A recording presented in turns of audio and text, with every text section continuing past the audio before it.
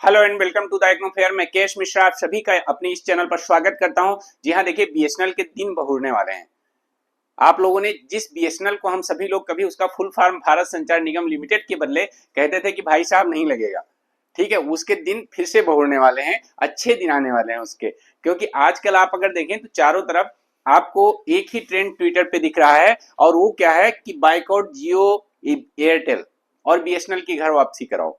ठीक है, जियो और एयरटेल को बाइकआउट करो। तो भैया ऐसा क्या हुआ है कि जियो और एयरटेल को बाइकआउट करने के लिए और बीएसएनएल की घर वापसी के लिए इतनी बड़ी मुहिम चलाई जा रही है लोगों के लिए? और ये मुहिम कोई और नहीं चला रहा है, ये मुहिम हम और आप चला रहे हैं। एक्चुअल में ये मुहिम कंज्यूमर चला रहे हैं। तो ये कंज्यूमर ये मुहिम क्यों चला रहे हैं, इसको बहुत अच्छे से समझेंगे। और साथ ही में इसमें टाटा का क्या रोल है आखिरकार।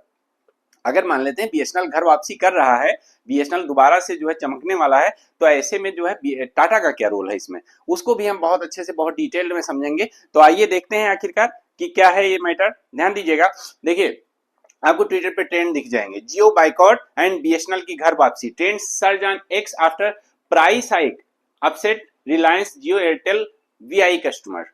मतलब इन लोगों ने क्या किया है एक्चुअल में, देखो उस रिलायंस का, उस जियो का जो कभी फ्री आपको कनेक्शन बांटता था, ठीक है, अचानक से क्या किया है, रिलायंस जियो एयरटेल वोडाफोन आइडिया सबने क्या किया है, जो है अपने प्राइस बहुत बढ़ा दिए हैं। ठीक है, और प्राइस इतने बढ़ा दिए हैं कि मतलब जस्ट डबल, कम से कम किसी किसी में आप समझ लीजिए 25 और 30% का प्राइस रिचार्ज में आपके हाइक कर दिया है।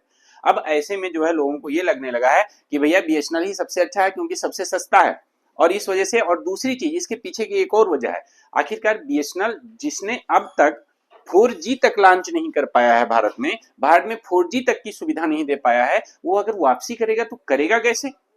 क्योंकि हम लोग तो 4G से 5G पे पहुंच चुके हैं।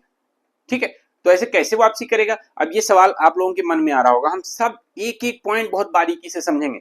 देखिए, जो आप देख रहे हैं जैसे एयरटेल जियो और वोडाफोन आइडिया की अगर मैं बात करूं, तो इनमें भी देखते हैं भले ये 5G सर्विसेज दे रहे हैं, यहाँ तक कि एयरटेल जो आपका अनलिमिटेड 5G दे रहा था, उस सर्विस को भी उसने अब स्टॉप कर दिया है। तो आप बहुत सारे लोगों ने क्या किया था, अपने यहाँ के वाईफाई कनेक्शन कटवा दिए थे, सोच रहे थे कि चलो जो है एयरटेल का अनलिमिटेड 5G मिल रहा है, इतना फास्ट चल रहा है, कोई दिक्कत नहीं है, उसी से काम चलाएंगे। अब उनके लिए दुख है, फिर से लगवाना पड़ेगा। ठीक है, उसने अनलिमिटेड 5G बंद कर दिया है। ठीक है, दूसरी चीज क्या है कि सबसे बड़ी बात यह है कि आखिरकार आपने देखा होगा कि आजकल पिछले कुछ महीनों से, अगर मैं बात करूं, महीनों क्या, मैं लगभग एक साल से बात करूं, एयरटेल की भी अगर सर्विस आप देखें तो अच्छी नहीं थी। भले वो 5G के बाद 4G सर्विस बिल्कुल अच्छी नहीं थी। नेटवर्किंग इशू, कॉल डिस्कनेक्ट होना, ठीक है, और बाकी जो है आवाज ना आना, बार बार जो है कॉल ड्रॉप होना, इस तरह की समस्याएं जो है बहुत ज्यादा एकदम आम बात थी। आप किसी का कॉल मिलाते रहिए, लगता नहीं है, लगता है तो आवाज नहीं आती है, ये सारी समस्याएं एकदम आम हो गई थी। आप कंप्लेन कर करके थक गए, कोई फर्क नहीं पड़ता है। मैं तो लखनऊ में रहता हूँ, मैं लखनऊ जैसे शहर में बताता हूँ, एयरटेल का यही हाल था। ठीक है, जियो फिर ठीक था, बट एयरटेल का यही हाल था। बट अभी क्या हुआ है, अभी जियो और एयरटेल सबने अपने प्राइस बहुत ज्यादा बढ़ा दिए। जो रिचार्ज आपका जो है 150 रुपए में होता था, वो रिचार्ज कम से कम 250 के आसपास पहुंच गया है। जो 250 के आसपास होता था उसका 349 और 400 के आसपास, 375 तक के आसपास रिचार्ज पहुंच चुका है। अब ऐसे में आप ये समझने की कोशिश कीजिएगा कि आखिरकार ये देखो, और बात ये नहीं है कि बीएसएनएल की घर वापसी या जियो को बाइकआउट करो, लोग इतना मुहिम चला रहे हैं ट्विटर पे कि मतलब वो पूरा का पूरा आपको प्रोसेस बता रहे हैं कि आपको जो है एयरटेल और जियो से बीएसएनएल में कैसे स्विच करना है, भाई पूरा बता रहे हैं। ठीक है, देखिए मोबाइल नंबर पोर्टेबिलिटी, आपको याद होगा मोबाइल नंबर पोर्टेबिलिटी इसलिए लाई गई कि हाँ भाई, हम लोगों के पास भी स्वतंत्रता है कि अगर मान लेते हैं कि हम किसी एक टेलीकॉम ऑपरेटर से संतुष्ट नहीं है, नहीं सेटिस्फाइड है, वो हमें अच्छी सर्विसेज नहीं दे पाता है, तो हमारे पास एक ऑप्शन होना चाहिए कि we can switch to other operator. लेकिन इसीलिए मोबाइल नंबर पोर्टेबिलिटी लाई गई थी कि हाँ जो है आप हमें बार बार सिम नहीं चेंज करना पड़ेगा, अपना नंबर नहीं चेंज करना पड़ेगा, उसी सेम नंबर से आप अपना ऑपरेटर स्विच कर सकते हैं। अब इसमें पूरा बताया जा रहा है कि भैया कैसे करना है। अगर आप जो है जियो या एयरटेल के कस्टमर हैं तो उसमें क्या करिए, आप पोर्ट और स्पेस अपना मोबाइल नंबर लिख के और 1900 पर एसएमएस कीजिए, पूरा लिखा हुआ है, देखिए पोर्ट स्पेस मोबाइल नंबर लिख के और इसके बाद 1900 पर मैसेज करिए, तो उससे आपको एक यूपीसी कोड आएगा, यूनिक पोर्टिंग कोड, और फिर वो 15 दिन के लिए वैलिड होता है। उस बीच में आप जाके बीएसएनएल में बिना कुछ दिए, बिना फ्री ऑफ कॉस्ट आप उसको जो है उसी सेम नंबर को पोर्ट कर सकते हैं। ये सारी चीजें बताई जा रही हैं, भैया ऐसा क्या हुआ है? ठीक है, ऐसा क्या है, देखो दो तीन आखिरकार ऐसा क्या होने वाला है बीएसएनएल में, इतना बड़ा धमाका चल रहा है। ठीक है, समझने की कोशिश करेंगे हम, ध्यान दीजिएगा। देखिए रिलायंस जियो, भारती एयरटेल और वोडाफोन आइडिया, दी थ्री बिगेस्ट टेलीकॉम अगर मैं बात करूं तो इस समय भारत में है, ठीक है।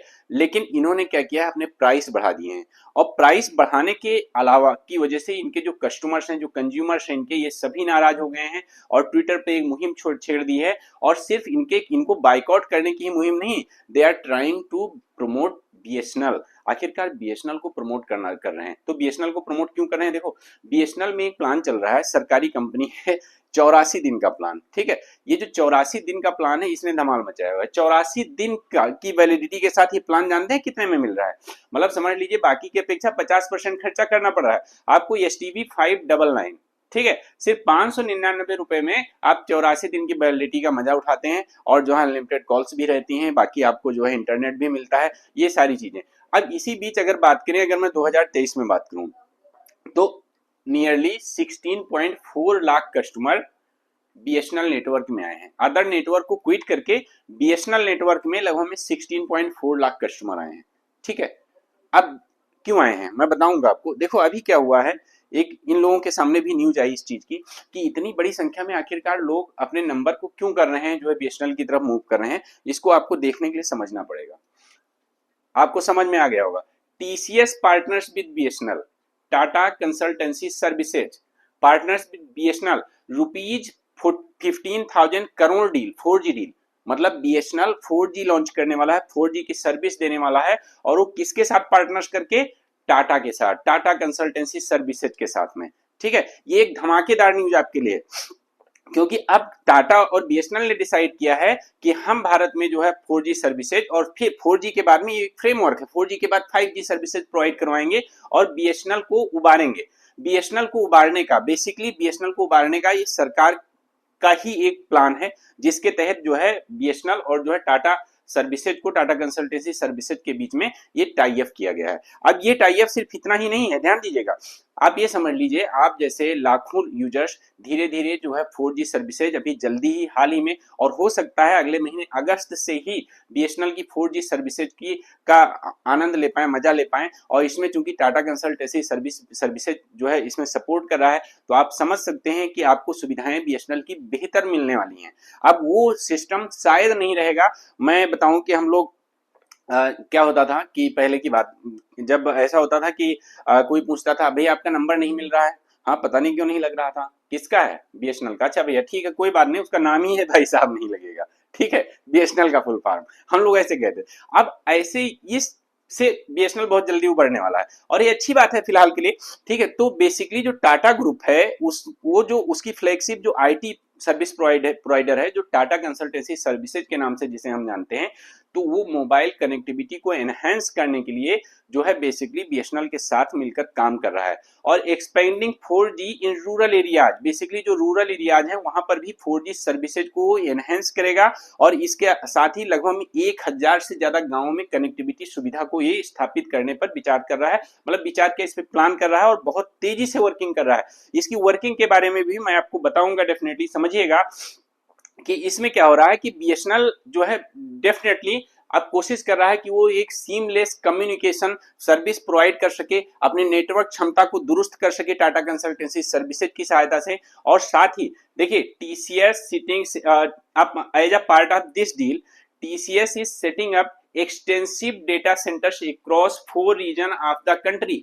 देखिए नॉर्थ में, वेस्ट में, साउथ में, ईस्ट में, ठीक है, चारों दिशाओं में जो टीसीएस है वो क्या कर रहा है, वो डेटा सेंटर स्थापित कर रहा है, जिससे कि नेटवर्क क्षमता को बहुत अच्छे से बढ़ाया जा सके और पूरे देश को कवर किया जा सके। इसीलिए देश के 4 कोनों में वो 4 डेटा सेंटर स्थापित कर रहा है, ठीक है। और these data centre will play a crucial role in supporting 4G infrastructure and ensuring smooth operation and maintenance of the network। तो अब ये पूरा नेटवर्क की मेंटेनेंस की जिम्मेदारी टीसीएस पे आ गई है। और आप सभी जानते हैं कि टीसीएस का एक अच्छा सा नाम है, एक बढ़िया नाम है इस मामले में कि वो सर्विसेज बहुत अच्छी प्रोवाइड करवाता है, और डेफिनेटली अगर उसने ये जिम्मा लिया है तो बीएसएनएल की बल्ले बल्ले होने वाली है, ठीक है। और बीएसएनएल में उम्मीद करता हूं कि दोबारा फिर से ऐसे नाम जो है इस तरह से हम लोग उसका नहीं रखेंगे कि भाई साहब नहीं लगेगा, हम लोग उसको भारत संचार निगम लिमिटेड के नाम से ही जानेंगे।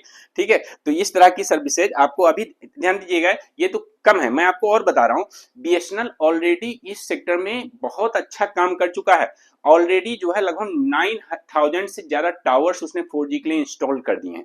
अभी 4G सर्विस नहीं लॉन्च की उसने, ठीक है, लेकिन लगभग 9000 से ज्यादा टावर्स उसने जो है 4G के लिए इंस्टॉल कर दिए हैं वेरियस पार्ट्स ऑफ कंट्री में। ठीक है, इसको ध्यान दीजिएगा।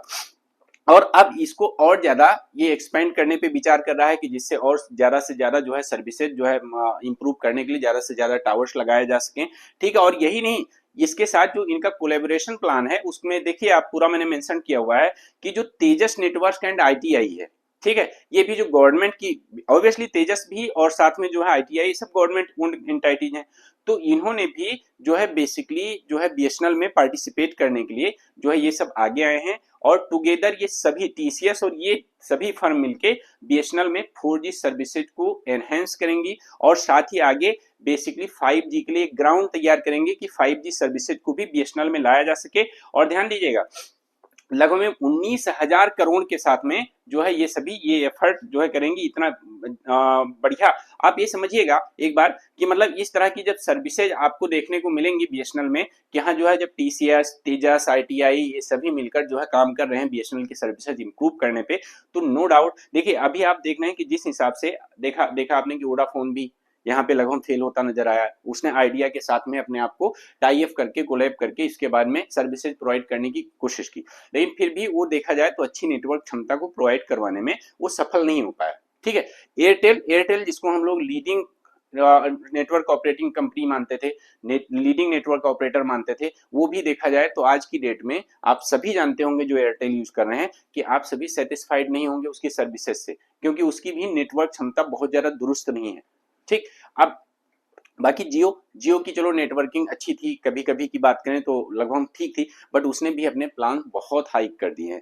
अब ऐसे में जाहिर सी बात है जो कंज्यूमर्स हैं और गवर्नमेंट को भी, क्योंकि अगर टेलीकॉम सर्विसेज अच्छी देनी है तो बीएसएनएल को बूस्ट करना पड़ेगा, और इसके लिए ये इनका एक बहुत अच्छा मुहिम है कि इन्होंने जो है इस तरह से इसको प्लान किया है। ठीक है, अब ध्यान दीजिएगा, अगर मैं बात करता हूं टीसीएस की, तो टीसीएस देखो बेसिकली टीसीएस की तरफ से ये बताया गया कि this is a part of government of India effort.